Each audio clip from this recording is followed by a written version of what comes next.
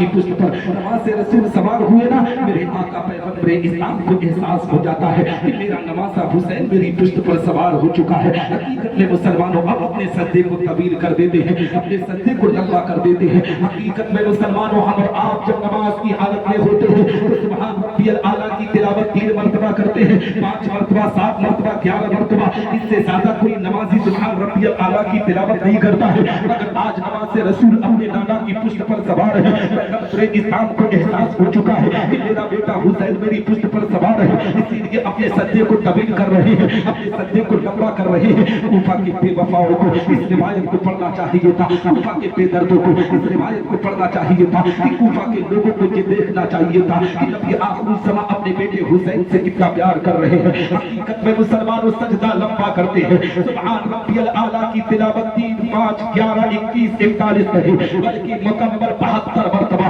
नबी आखिरी समय ने सुभान रब्बियल आला की तिलावत की है। हज़रत इमाम हुसैन अपने नाना की पुष्ट से जमीन पर आते हैं, जैसे ही नवाज रसूल अपने नाना की पुष्ट पर जमीन पर आए ना, मेरे आका पैगंबर इस्लाम अपने सर को सज्जे से उठाते हैं। हकीकत में मुसलमानों पूरे मदीना के अंदर ये बात हलचल पैदा हो गई कि आप नवाज रसूल की वजह से, इमाम हुसैन की वजह से पैगंबर इस्लाम को सजदा लंबा करना पड़ा, पैगंबर इस्लाम को सजदा तवील करना पड़ा। ये मुसलमानों की खबर आहिस्ता आहिस्ता हज़रत सैयदतुन्निसा फातिमा ज़हरा के कानों से टकराई है। सैयदा फातिमा अपने बेटे हुसैन को अपने करीब बुलाती है, कहती है बेटा हुसैन अपने नाना से इस तरीके से शरारत क्यों किया करता है? आज तेरी वजह से तेरे नाना को सजदा तवील करना पड़ा, तेरी वजह से तेरे नाना को सजदा लंबा करना पड़ा। नवाज रसूल मुस्कुराते हैं, अपनी अपनी जान की बारगाह में अरीज़ा पेश करते, अम्मी अगर आज नाना ने मुझे अपनी पुष्ट पर सवार करके सुभान रब्बियल आला की तिलावत 72 मरतबा किया है तो ये अपने साउंड एक दिन ऐसा आएगा, नाना की शरीयत पर हमला किया जाएगा, कुरान की तारीफ की धज्जियां उड़ाई जाएगी, तेरे मुस्तफी के वकार को मजरू किया जाएगा। तब तेरा बेटा हुसैन करबला के मैदान में जाकर अपने 72 जानिसारों को कुर्बान करके तेरे मुस्तफा की हिफाजत करता हुआ है ना। ये हज़रत इमाम हुसैन रज़ियल्लाहु तआला अन्हु का हौसला है। लेकिन आओ मैं आपको बताता चलूं, आज जानते हो आज 8 मुहर्रमुल हराम की तारीख खत्म हो चुकी है, 9 मुहर्रमुल हराम की तारीख लग चुकी है। लेकिन ए मुसलमानों करबला की जमीन की तारीख में आपको बताना चाहता हूँ। अब स्टेप बाय स्टेप में करबला की तारीख की तरफ चल रहा हूँ और आज हालात जमाना में जो माहौल खराब है उस पर भी गुफ्तगू करने की कोशिश करूंगा। हज़रत इमाम हुसैन रज़ियल्लाहु तआला अन्हु का जिक्र करता हुआ चलो। हज़रत अमीर मुआविया रज़ियल्लाहु तआला अन्हु का विसाल हुआ। हज़रत अमीर मुआविया के विसाल के बाद उनका लड़का यजीद जो बदबख्त शख्स है, जो जुआरी शख्स है, ये मुसलमानों तख्त नशीन हुआ। उसने सबसे पहला खत मदीनतुल मुनव्वरा के गवर्नर हाउस में लिखा, गवर्नर हाउस में वलीद बिन उक़बा की बारगाह में लिखा और लिखा कि सबसे पहले तो इमाम हुसैन की बैयत लो, हज़रत अब्दुल्लाह इब्न ज़ुबैर और हज़रत अब्दुल्लाह इब्न उमर की बैयत लो। इन तमाम लोगों की बैयत लेकर मुझे बताओ, जानते हो मुसलमानों बैयत क्यों ले गई? जानते हो बैयत किसे कहा जाता है? जिस तरीके से आप किसी लोहरसल की जमीन पर ना जब प्रधानी का इलेक्शन होता है या कोई इलेक्शन होता है तो यहाँ की आवाम जिस प्रधान को वोट देती है, लोग जिसको सबसे ज्यादा वोट करते वही प्रधान जीत जाया करता है। वहाँ बैयत का नाम वोट का मामला था। हज़रत इमाम हुसैन रज़ियल्लाहु तआला अन्हु ने किस तरीके से अपने आप में हकीकत में मुसलमानों जब उनको खबर दी गई, गवर्नर हाउस में बुलाया गया, नवाज़ रसूल की बारगाह में वलीद बिन उक़बा ने कहा था कि हज़रत अमीर मुआविया का विसाल हो चुका है। इमाम हुसैन ने अपनी ज़बान से इन्ना लिल्लाहि व इन्ना इलैहि राजिऊन को पढ़ा है। उसके बाद वलीद बिन उक़बा ने कहा कि हज़रत अमीर मुआविया के विसाल के बाद उनका लड़का यजीद तख्त नशीन हो चुका है और उसने सबसे पहला खत आपके लिए लिखा है कि आपकी बैयत ली जाए। नवाज़ रसूल ने कहा था मुझ जैसा शख्स मदीनतुल मुनव्वरा की जमीन पर इस गवर्नर हाउस की 4 दीवारी के अंदर किसी की बैयत पे ये मेरी इज्जत को गवारा नहीं है, ये मेरे वकार के लिए ठीक नहीं है। हज़रत इमाम हुसैन रज़ियल्लाहु तआला अन्हु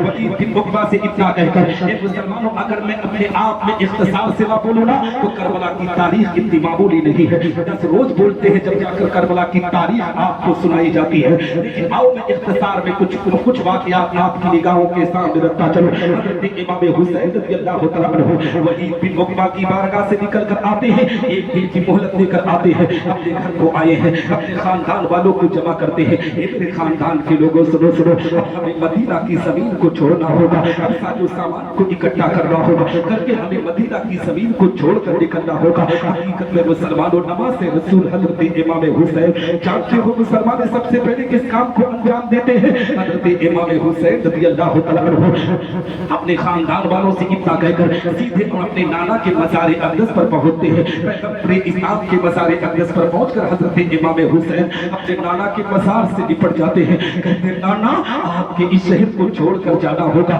नाना अगर आपके शहर को ना छोड़ूंगा तो आपके इस शहर की हुर्मत को पामाल कर दिया जाएगा, यहाँ के वकार को मर्जू कर दिया जाएगा। नाना आपके इस शहर में नापाक लोग नापाक कार्य को अंजाम देने की कोशिश करेंगे, यहाँ लोग खून के कतरात को जारी करने की कोशिश करेंगे। हज़रत इमाम हुसैन रज़ियल्लाहु तआला अन्हु अपने नाना के मज़ार से निपट कर कहते, नाना मुझे जान मदीना छोड़ने का दिल नहीं कह रहा है। नाना मदीना में बड़ी यादें हैं, यही वो शहर है जहाँ आप सवारी हुआ करते थे, मुझे सवार किया करते थे। मगर नाना आज हालात ऐसे हैं, अगर मैं आपके शहर में रुकता हूँ तो आपके शहर की हुर्मत को पामाल कर दिया जाएगा, जहाँ खून के कतरात को जारी की जाएगी, आप में खून की होलियां खेली जाएगी। नाना मैं ये नहीं चाहता हूँ। हज़रत इमाम हुसैन अपने नाना के मज़ार अक़दस से निपटकर, हकीकत में मुसलमानों जिस इमाम हुसैन ने मदीनतुल मुनव्वरा की ज़मीन पर अपने नाना के मज़ार अक़दस से निपटकर ये फरियाद कर रहे हैं, वही इमाम हुसैन 56 साल जिंदगी मदीना की गलियों में बिताई है, मदीना के बाजारों में बिताया है, मदीना की जमीन पर बिताया है। मुसलमानों किसी लोहरसन की जमीन पर कोई 10 साल रह लेता है, 15 साल रह लेता है, उस नौजवान को जब यहाँ से छोड़कर मुंबई बंगलौर जाना पड़ता है ना, तो उसके हालात किस तरीके से होते हैं, उसका एक मुसलमानों कलेजा किस तरीके से होता है। क्योंकि हर इंसान अपने अपने अजीज से बहुत प्यार करता है, जहाँ रहता है उससे बड़ी मोहब्बत करता है। और वो मदीना की गली मुसलमानों, जिस मदीना की गली में हाजी जवान साहब से पूछिएगा कि जब मदीना की गली में हाजी को 10 दिन के लिए छोड़ा जाता है ना, जब ये अपने आप में खबर आती है कि अब मदीना को छोड़ना होगा, तो हाजी तड़प जाता है, हाजी के आंख में आंसुओं के कतरात आ जाते हैं। मदीना का वो गुंबद मुसलमानों, नबी आखिर समा का गुंबद खज़रा अपने आप में निगाहों में समा जाता है। हज़रत इमाम हुसैन रज़ियल्लाहु तआला अन्हु अपने नाना के मज़ार अक़दस से निपट कर कहते, नाना मैं आपके शहर को कैसे छोड़ूंगा, मगर ये नाना बड़ी मजबूरियां है, आपके शहर को छोड़ना होगा। हज़रत इमाम हुसैन रज़ियल्लाहु तआला अन्हु अपने नाना के मज़ार अक़दस से निपट कर वहां पर आखिरी सलाम पेश करते हैं। सलाम पेश करने के बाद सीधे जन्नतुल बकी शरीफ के अंदर गए। जन्नतुल बकी शरीफ के अंदर कौन है मुसलमानों? हज़रत सैयदतुन निसा फातिमा ज़हरा का मज़ार अक़दस है, इमाम हुसैन की वालिदा माजिदा है, कायनात की मुसलमानों औरतों की सरदारा है। हज़रत सैयदतुन निसा फातिमा ज़हरा के मज़ार अक़दस पर पहुंचकर मज़ार अक़दस से निपट कर कहते, अम्मी मैं नाना के शहर को छोड़कर जा रहा हूँ।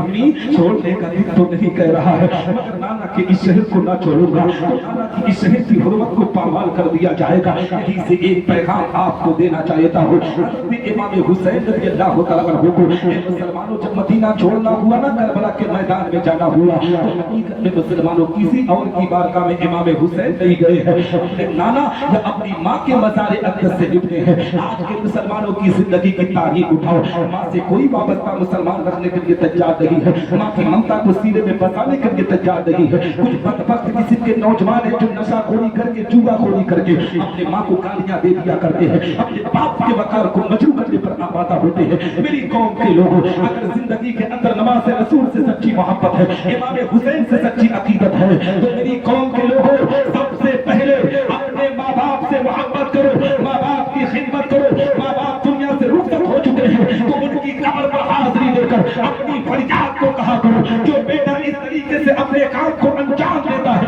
अल्लाह उस बेटे पर करम की बारिश अता करता है, उसकी दुनिया भी संवरती है, उसकी आखिरत भी संवरती हुई। नारे तकबीर, नारे तकबीर, नारे रिसालत, नारे रिसालत, जिक्र शोहदाए करबला, जिक्र शोहदाए करबला, हसनैन करीमैन, हसनैन करीमैन, नारे तकबीर, नारे रिसालत।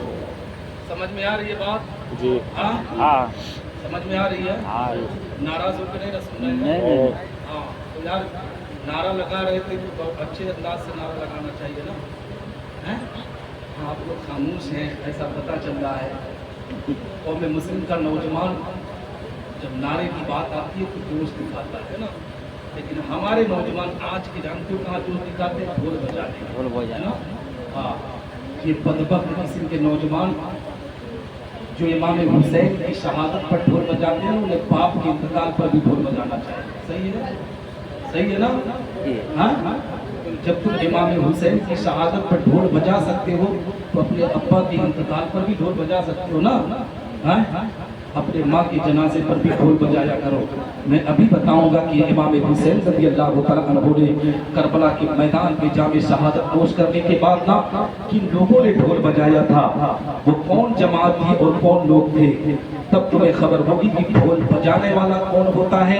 اور امام حسین سے عقیدت رکھنے والا وہ ڈھول نہیں بجاتا. 9ویں اور 10ویں محرم الحرام کا روزہ رکھتا ہے. جانتی ہو روزہ کتنا اہم ہے؟ جب رمضان کا روزہ ہم پر فرض نہیں تھا نا تو جانتے ہو یہ روزہ 2 روزہ مسلمانوں پر فرض تھا. 9ویں اور 10ویں کا روزہ کتنا اہم روزہ ہے. اس کو رکھنے کے لیے ہم تیار نہیں ہیں، اس کام کو انجام دینے کے لیے تیار نہیں ہے، لیکن ڈھول اور تاش